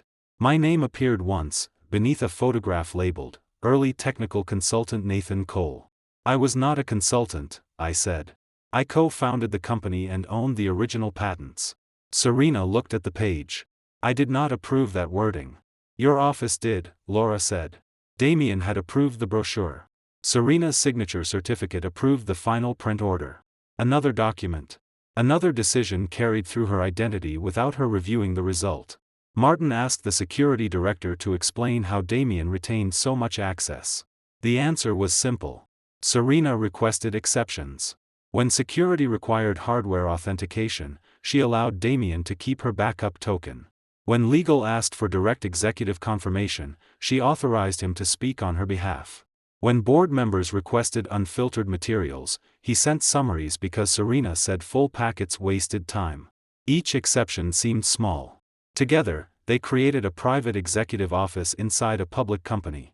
One man controlled what the CEO saw, what the board received, and what outsiders believed she had approved. Serena folded her hands on the table. He deceived me. Yes, Martin said. But he did so through powers you granted. I did not grant him authority to replace me. You granted him enough authority to promise that he could. Her face tightened. I relied on him because he delivered results. Laura answered. He delivered the results he wanted you to see. The board moved to the founder litigation plan. North Coast Legal Strategies had been hired to challenge my trust rights after closing. Its engagement letter assumed Damien would chair the integration committee and Serena would support aggressive license normalization. Serena had approved the engagement summary. She now claimed she believed it involved ordinary post-merger negotiations. Eleanor opened the summary Serena received. The second paragraph read, "Prepare invalidity, scope limitation, and compulsory license theories for use if the coal trust resists post-closing harmonization." You did not receive an innocent summary, Eleanor said. Serena stared at it. I skimmed it. You signed beneath it. I believed those were fallback positions. Against your husband's property. Against the trust. Eleanor's voice remained calm. You keep separating the trust from Nathan whenever you need to avoid acknowledging who would be harmed. Serena's eyes filled. She looked toward me. I gave her nothing. This was not the room where I would comfort her through evidence of what she had approved against me. At noon, the board recessed. Serena followed me into a private conference room before Eleanor could close the door. Nathan, please. Eleanor remained inside. So does Adrian, I said, placing my phone on the table with family council connected. Serena looked at the leadership plan in her hands. He was going to remove me. Yes. He used my account to build a future where I became ceremonial. Yes. And you knew last night. The investigators found it last night. Why didn't you tell me? The board needed the evidence preserved before Damien could claim I manipulated you. Pain crossed her face. You let me walk into that meeting without warning. You allowed Damien to keep material information from me before the merger. That is not the same. No. You still had counsel and the complete document before testimony began. She sat across from me. I know what this feels like now. I waited. To discover someone treated your authority as temporary. To learn that the person beside you was planning around your silence. That recognition may help you. It should matter to us. No, her eyes widened. I finally understand. You understand because he targeted you too. That doesn't make it false. No. It makes it late. She began crying. I defended him because every time he succeeded, I thought it proved I had chosen well. And every warning became a threat to that belief. Yes. You knew his compensation conflicted with my trust. Yes. You knew counsel was trying to reach me. Yes. You approved moving me from Amelia's table. Yes. You hired lawyers to prepare pressure against my patents. Yes. Her answers became whispers. Damien betraying you does not reduce those decisions. I know. Then stop presenting your pain as evidence that we should share the consequence. I'm not. You asked why I didn't warn you. She closed her eyes. You're right. For once, she did not immediately ask for something else. The board reconvened at 1. Lena presented the financial findings. Vail Strategic's $2.8 million contract had produced little legitimate work. The undisclosed severance amendment had never reached the compensation committee. North Coast's engagement concealed planned litigation against the trust. Damien's retention metrics rewarded reducing license payments. Executive credentials had been used without adequate confirmation. The merger consent summary sent to Harrow was materially false. No evidence showed Serena received money from Damien's related party contracts. No evidence showed she knew he planned to replace her. But she personally approved the compensation schedule, legal strategy, seating plan, and effort to delay my access to counsel. The directors did not need to decide whether she had committed a crime. They needed to decide whether she could continue as chief executive. Serena addressed them before the vote. I founded Westcott with Nathan, she said. I led it through 3 financing crises, 2 product recalls, international expansion, and the development of technologies used in thousands of procedures. All true. I also created an executive structure that depended too heavily on one person. I ignored controls because speed rewarded me. I accepted summaries because details challenged decisions I wanted to make. Her voice shook. Damien deceived me. But deception succeeded because I repeatedly chose convenience over verification. Laura asked, "Do you believe you can restore confidence while remaining CEO?" Serena looked around the table. Yes. Martin asked, "Why?" Because I understand the failure. Understanding after discovery is not the same as preventing recurrence. No, would you resign? Serena looked toward me. Then toward the empty chair where Damien had once Saturday. No, the answer was honest. She still believed building the company entitled her to remain in control of it. The board voted privately. I did not vote on her employment. My trust held shareholder rights, but I was not an independent director. At 2:18, Martin read the resolution. Serena Westcott was removed as Chief Executive Officer effective immediately. Rebecca Lynn was appointed interim CEO. Serena would remain a director pending a separate governance review, but she lost executive authority, access to company systems, signing credentials, and control over personnel or licensing decisions. The resolution passed 7-2. Serena voted against it. When asked whether she would resign from the board, she refused. "This company is my life," she said. Martin answered quietly. "That is part of why the boundary failed." Westcott issued a market statement before closing bell. The company confirmed Serena's removal, Damien's termination, the independent investigation, and continued validity of all existing patent licenses. Shares fell another 6%, then stabilized. No manufacturing line stopped. No hospital lost service. No employee was told the company had collapsed. Rebecca Lynn held a staff meeting and announced that ordinary operations, product development, and customer support would continue. The business survived the loss of the 2 people who had treated themselves as indispensable. At 4, federal investigators contacted Westcott's outside counsel. Damien's related party payments, false merger certifications, confidential data transfer, and use of executive credentials could involve wire fraud, securities violations, and breach of fiduciary duty. No charges had been filed. The evidence had been referred to federal prosecutors and the Securities and Exchange Commission. Serena was asked to preserve all personal devices and communications. She complied. At 5, Amelia returned from her shortened honeymoon. She met me at the lake apartment. Noah waited in the lobby, giving us privacy. "Mom lost the CEO job," she said. "Yes. She says Damien planned to replace her." "He did." Amelia sat near the window. "Does that make you feel sorry for her?" "Yes." "Does it change the divorce?" "No," she nodded slowly. "I feel sorry for her too." "You are allowed to." "I'm also furious." "You are allowed that too." She asked whether I thought the board should give her another chance. "What did you say?" "That she gave Damien Dad's place at my wedding because she wanted to hide information from you." Her voice broke. I told her I could not pretend that was leadership. I sat beside her. "You should not have been placed in this position. She keeps saying she ruined my wedding. She damaged part of it. It was still beautiful." "Yes. Noah says both things can be true. He is right." Amelia rested her head against my shoulder. For years, Serena and I had tried to protect her by presenting a stable family even when the company consumed everything around it. Now protection meant allowing her to see the truth without asking her to choose a parent.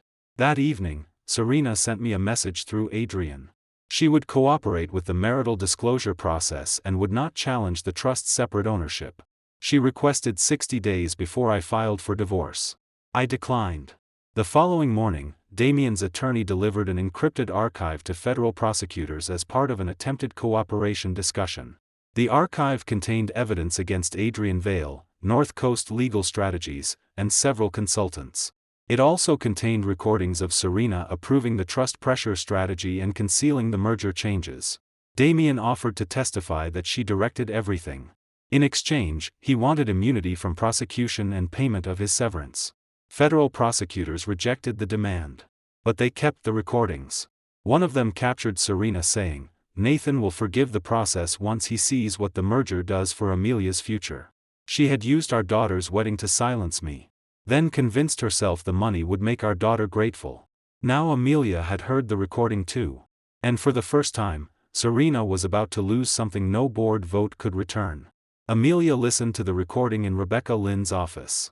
Westcott's outside counsel had invited her because Damien's archive contained conversations recorded during wedding planning.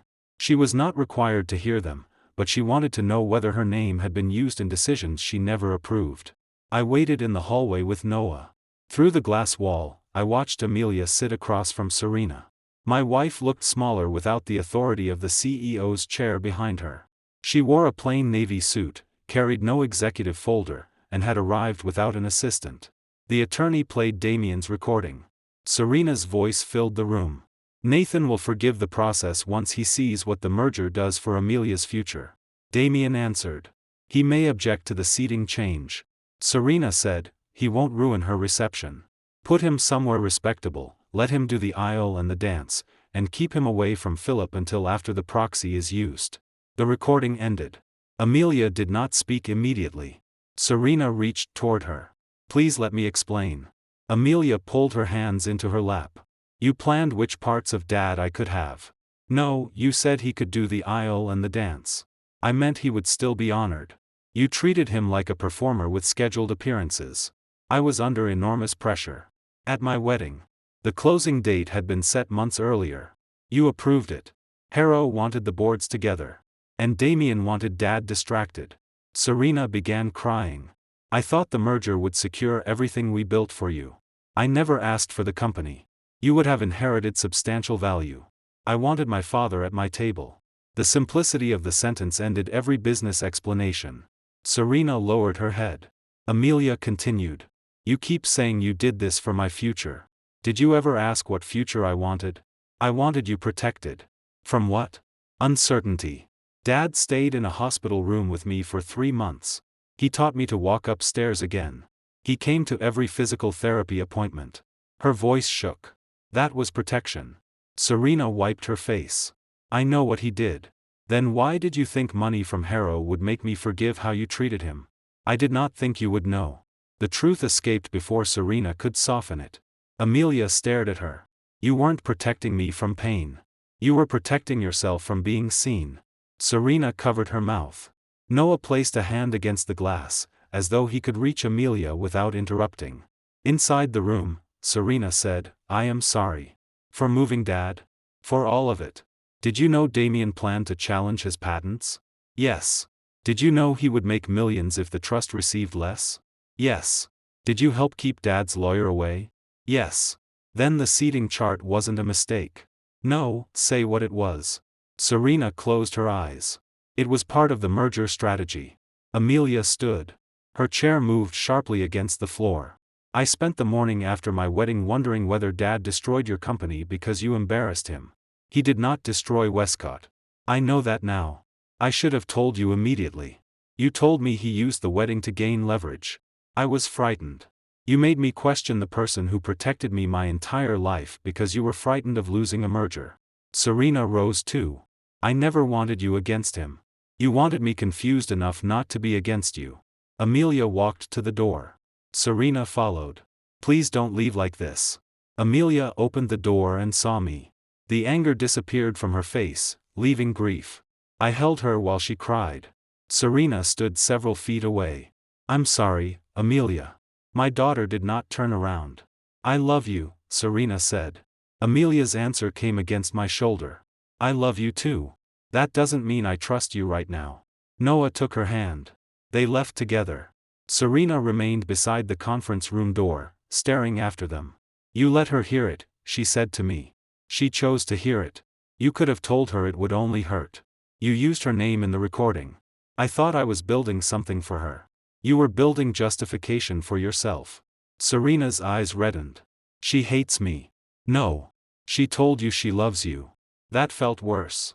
Because now you cannot dismiss her as angry. She looked at me. Do you hate me?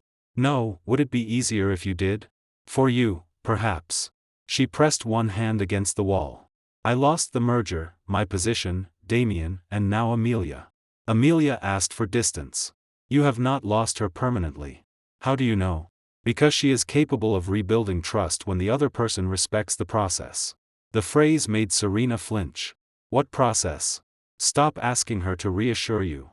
Tell the truth without excuses. Accept that forgiveness may not restore the relationship you had. You are talking about yourself too. Yes. Have you forgiven me? I am no longer trying to punish you. That is not forgiveness. It is the only answer I have. She followed me toward the elevator. Nathan, I have done everything the board asked. The investigation is still active. I surrendered my devices. I waived Damien's severance amendment. I supported recovery actions against his brother. I accepted removal as CEO. You voted against your removal. I accepted it afterward. That is different. She stopped. I am trying. I know. The acknowledgement brought hope into her expression. I removed it before she could build on it. We are still divorcing. The elevator arrived. I stepped inside alone. 2 weeks later, the Securities and Exchange Commission opened a formal investigation into Westcott's merger disclosures. The company announced the inquiry publicly. Investigators focused on whether Damien and other executives had misrepresented internal approvals, compensation arrangements, and intellectual property consent to Harrow, lenders, and investors. Serena received a Wells notice indicating the SEC staff was considering civil claims against her for causing inaccurate statements and failing to maintain adequate executive controls. It was not a criminal charge. Her attorney submitted a response emphasizing that she had not profited from Damien's related party payments, had cooperated fully, and had been deceived about his succession plan. The response did not deny that she approved the hidden compensation schedule or interfered with my access to counsel. Federal prosecutors charged Damien and Adrian Vale with wire fraud, conspiracy, theft of confidential business information, and falsification of corporate records. Damien pleaded not guilty. Adrian entered cooperation negotiations within days. North Coast Legal Strategies returned Westcott's unearned advance and disclosed that Damien had instructed the firm to prepare claims against the trust before lawyers verified any legal basis. The attorney who founded North Coast said he believed Serena had authorized the full strategy. Her electronic signature supported that belief. Again, the line between Damien using her identity and Serena carelessly lending it to him became impossible to separate completely. The board completed its governance review the following month. Its report contained 187 pages. It found that Serena had not received secret payments and had not participated in Damien's plan to replace her. It also found that she had approved undisclosed compensation changes, allowed Damien to use her electronic signature, authorized a related party consulting contract without proper review, supported delaying material information from the Cole Biomedical Trust, approved legal preparations against the trust while concealing them from me, participated in using Amelia's wedding weekend to prevent timely objection. The board requested Serena's resignation as a director. She initially refused. Her attorneys warned that forcing a shareholder vote would make every finding public in greater detail. Westcott's largest investors had already indicated they would support removal. Serena resigned the next morning. Her statement accepted responsibility for failed executive controls and decisions that fell below the company's governance standards. She did not mention Damien in the first paragraph. That was progress. Rebecca Lynn became permanent CEO. Her first major board action was to negotiate a new agreement with the Cole Biomedical Trust. The agreement did not expand the license permanently. It created a 7-year research partnership covering specific robotic applications, with independent valuation, audit rights, and joint ownership rules for future inventions. Westcott paid market rates. The trust committed additional engineers. Neither party could change the agreement without documented approval. I supported it after a 3-month review. Serena had repeatedly claimed my refusal killed Westcott's future. Under transparent terms, I approved a deal that gave the company access to the technology it actually needed without surrendering everything Damien had tried to take. Westcott's shares recovered most of the merger loss over the next 6 months. The company remained smaller than the proposed Harrow combination. It remained independent. Employees kept their jobs. The factory expansion in North Carolina continued. No one needed a $4.6 billion merger to prove the business could survive. My divorce petition proceeded in parallel. Serena and I exchanged full financial disclosures. Our prenuptial agreement protected the trust and her Westcott shares. The marital estate consisted mainly of real estate, investment accounts, and art accumulated during 26 years. We agreed to sell the Lake Geneva house. Serena wanted the Milwaukee penthouse. I accepted an equal offset from the investment account. Neither of us requested support. There was no hidden offshore account. No last-minute attempt to seize the company. The facts were painful enough without inventing another battle. Serena requested mediation before final settlement. Adrian and I attended. Serena arrived with her family attorney and a leather folder. "I am not here to renegotiate property," she said. "Then why are we here?" Adrian asked. "I need to apologize correctly." Adrian looked toward me. I nodded. Serena opened the folder but did not read from it. "I am sorry I moved you from Amelia's table." I remained silent. "I did it because Damien believed keeping you away from Harrow and Eleanor would help us close before you learned the terms had changed. I approved that plan." Her voice trembled. "I am sorry I let our daughter's wedding become a tool." She continued. "I am sorry I accepted a compensation package that rewarded Damien for reducing payments to your trust. I understood the conflict and told myself the merger's value justified it." She placed both hands on the table. "I am sorry I approved lawyers preparing to attack your patents while telling you the transaction protected our shared legacy." Tears entered her eyes. "I am sorry I treated the years you spent raising Amelia as evidence that you were no longer central to the company. You did not abandon Westcott. You made the sacrifice we agreed our family needed, and I rewrote that choice because it made my success look more independent." That apology struck deeper than the chair. For years, I had watched Serena accept praise for carrying both company and family while my work became invisible. She finally named what she had taken. "I am sorry I allowed Damien to reduce you to a consultant in company history," she said. "I enjoyed being called the sole founder enough that I stopped correcting people." Her tears fell freely now. "And I am sorry that whenever you resisted, I created an emergency large enough to make refusal feel cruel. You were right. I used your love as leverage." The room remained quiet. Serena reached into the folder and removed a signed declaration. She had provided Westcott with a corrected founder history acknowledging my co-founder status, the trust's patents, and my operational work during the company's first 17 years. The board had approved publication in its next annual report and on the company website. "I should have corrected it while I still had something to gain by hiding it," she said. "Doing it now cannot repay you." "No," I said. "But it is accurate." She looked at me. "Is there any possibility we separate without finalizing the divorce?" "No," I had to ask once. "You have asked before." "Not after admitting everything. The facts changing from denied to admitted do not change what happened." She lowered her eyes. "I thought a complete apology might open a door. It closes the argument. That matters. But not the marriage." "No," she slid her wedding ring from her finger. "I kept thinking if I lost enough, you would believe I understood. Loss does not prove understanding. What does? What you do when no one returns as a reward." She nodded. "I resigned from the board. The shareholders would have removed you." "I know. I approved the new founder history. That was right. I am cooperating with Amelia's therapist and not calling unless Amelia invites me. That is also right. None of it brings you back." "No," her face collapsed, but she did not bargain again. She placed the ring inside the leather folder. "I don't know who I am without Westcott or you. You are still Amelia's mother. She barely speaks to me. You are still responsible for how you treat her. And after that? You will have to build an answer that does not depend on a title or another person absorbing the cost." We signed the final settlement that afternoon. Only the court's approval remained. As I left, Serena called my name. I turned. "Did you ever feel proud of what I built?" she asked. "Yes. Even now. I am proud of what we built before you began treating shared work as your private victory." She closed her eyes. That was the truth she would carry. Damien's trial was scheduled for the same week as our final divorce hearing. Prosecutors planned to play the wedding recording and present his leadership transition document. His attorneys intended to argue that Serena authorized the merger strategy and used him as a scapegoat when it failed. Then Adrian Vale signed a cooperation agreement. He gave investigators bank records, private messages, and a recording made after Damien learned my consent had been withdrawn. In it, Damien said, "Serena will take the blame first. She signed everything.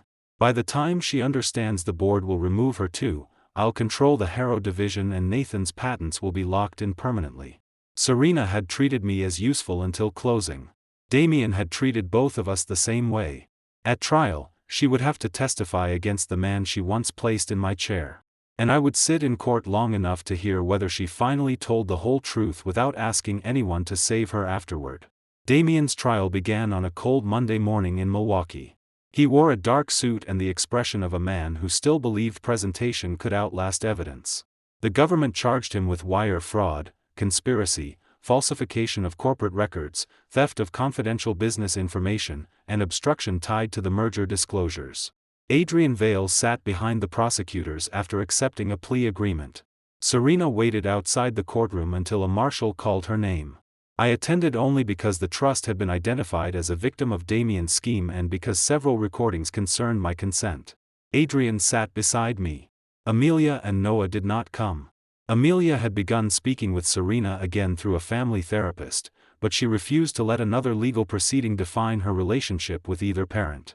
That was healthy. The prosecutor began with the money. Vale Strategic Partners received $2.8 million from Westcott. Much of the work had been fabricated. Damien's hidden retention package could have paid him $12 million at closing. North Coast Legal Strategies had been retained to weaken the Cole Biomedical Trust after the merger. His leadership transition plan placed him in control of the combined medical division once Serena and I lost our leverage.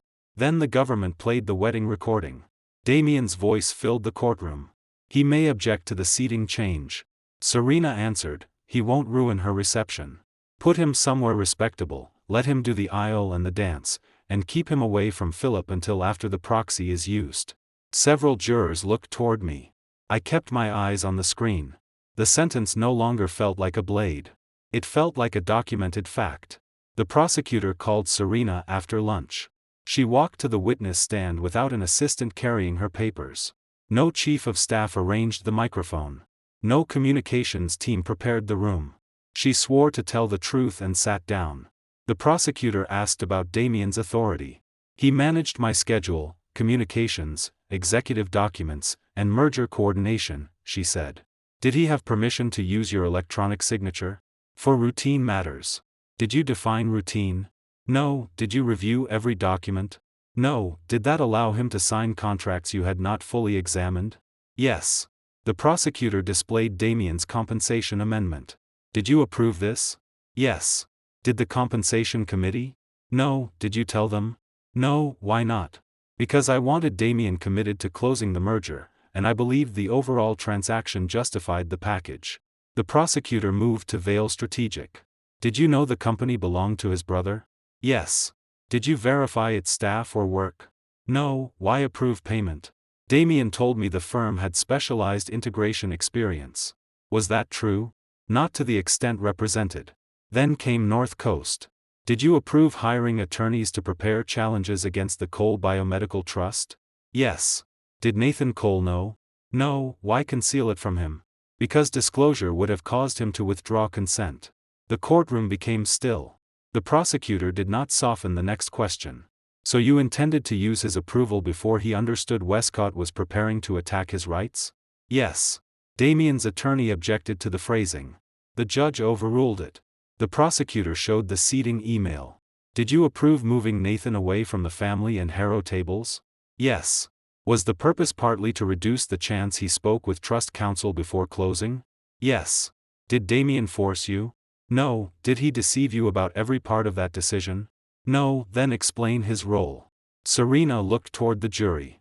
He recognized weaknesses in me and used them. I wanted the merger badly enough to accept information that supported it and ignore information that threatened it. Did he later plan to remove you? Yes. Did you know that at the time? No. Does his betrayal excuse what you approved against Nathan? No. That was the answer I had waited years to hear. Not because it restored anything. Because it did not ask me to carry part of her responsibility. On cross-examination, Damien's attorney tried to make Serena the architect. You were CEO, correct? Yes. You signed the compensation amendments? Yes. You approved Vale Strategic? Yes. You approved the trust pressure strategy? Yes. You approved keeping Nathan away from counsel? Yes. Then Mr. Vale merely executed your instructions. No, the attorney smiled. You just admitted every major decision belonged to you. I admitted my decisions.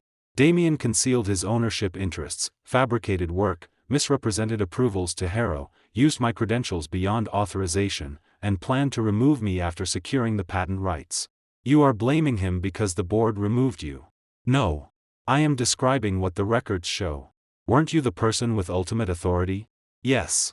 And you failed to exercise it responsibly. Yes. The attorney paused. He had expected resistance. Her agreement weakened his attack. So you were negligent. Yes. And dishonest with your husband. Yes. And willing to use your daughter's wedding. Yes. Yet you want this jury to believe you are a victim. Serena looked at him. I was harmed by Damien's fraud. I also harmed other people through my own choices. Both are true. The attorney had no clean response. He moved on. Adrian testified the next day. He described the fake consulting structure, the Naples condominium, and Damien's belief that Serena's signatures would protect them. The government played the recording made after the wedding. Serena will take the blame first. She signed everything. By the time she understands the board will remove her too, I'll control the Harrow division and Nathan's patents will be locked in permanently. Damien's face changed for the first time. Not shame. Recognition. His brother had preserved the sentence he never expected anyone else to hear. The jury deliberated for 9 hours. Damien was convicted on every major count. Months later, the judge sentenced him to 11 years in federal prison, ordered restitution, and required forfeiture of the Naples property, investment accounts, and other assets connected to the fraud. The judge did not describe him as a brilliant executive who became too aggressive. She called the scheme what it was: a deliberate effort to convert trust, access, and family pressure into private control. Serena received no criminal charge. The SEC reached a civil settlement with her. She paid a substantial penalty, accepted a 5-year bar from serving as an officer or director of a public company, and admitted failures involving disclosure controls and executive certification. She kept part of her Westcott shares. She lost the authority that had defined her life. Westcott recovered most of the unsupported Vale strategic payments and settled the Harrow dispute without paying the full termination fee. The company agreed to cover part of Harrow's documented transaction costs but admitted no fraud by the corporation itself. Rebecca Lynn continued as CEO.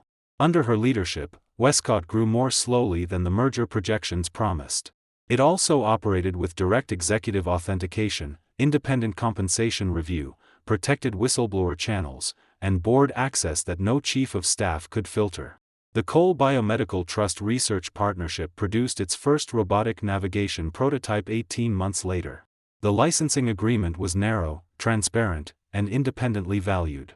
No permanent surrender. No hidden committee. No wedding deadline. I returned to Westcott headquarters for the prototype demonstration. A new founder wall stood in the lobby. It showed Serena and me in the original laboratory, standing beside the first navigation unit. The description read, Westcott Biosystems was co-founded in 1998 by biomedical engineer Nathan Cole and commercial strategist Serena Westcott. Cole's patented navigation architecture formed the technical foundation of the company's first product platform. Accurate. No revenge added. No contribution erased. Rebecca met me beneath the display. Serena approved the correction before resigning, she said. I know. Does it feel late? Yes. Does it still matter? Yes. Both could be true. My divorce became final 3 weeks after Damien's verdict. The hearing was quieter than the trial. The judge reviewed our settlement, confirmed the prenuptial agreement, and divided the remaining marital assets. The Lake Geneva house had been sold to a family from Madison. The wedding dock remained in the listing photographs. Serena kept the Milwaukee penthouse. I bought a smaller home near the lake apartment, with enough space for Amelia and Noah to visit without walking through rooms built for corporate entertaining. Neither of us requested support. The judge signed the decree. Outside the courtroom, Serena stood beside a window holding her certified copy. I told the whole truth, she said. I heard. Not because I thought it would bring you back. That is good. I still wanted you to know. I do. She looked older than she had at the wedding. Not weaker. More visible.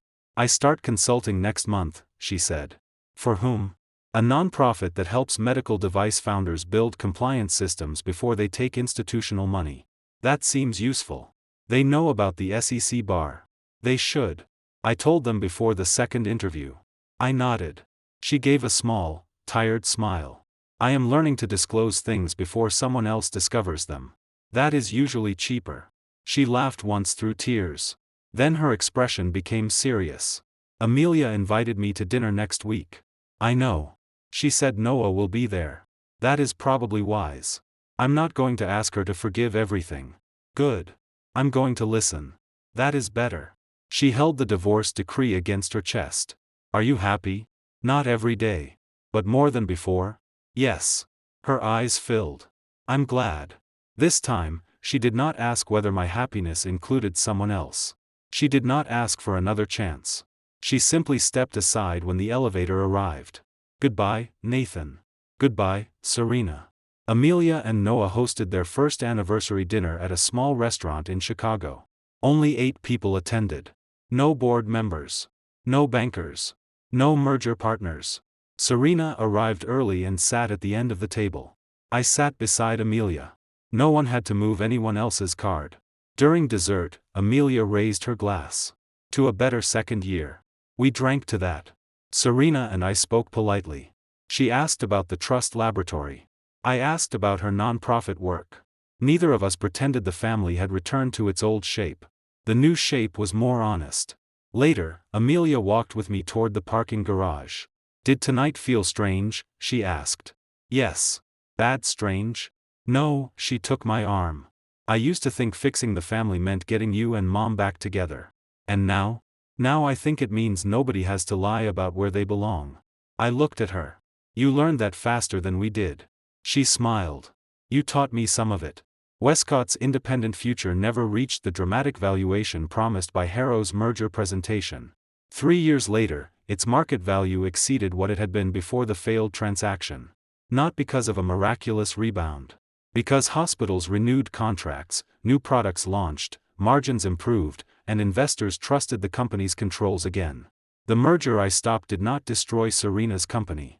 It prevented Damien from obtaining control through rights he did not own and approvals he had manipulated. The trust continued earning fair royalties. Westcott continued building medical systems. Amelia built a life unrelated to either company. And I stopped measuring my value by how much damage I could quietly absorb for people who assumed I would never leave. At the next annual shareholder meeting, Rebecca invited me to speak about Westcott's founding history. I stood on stage beneath the corrected photograph. Serena watched online but did not attend. I described the first prototype, the failed hospital test, and the night Serena convinced an investor to give us 6 more months. I gave her full credit. Then I explained why ownership, consent, and controls mattered even when people trusted one another. Trust does not eliminate the need for clear authority, I said. It makes respecting that authority more important.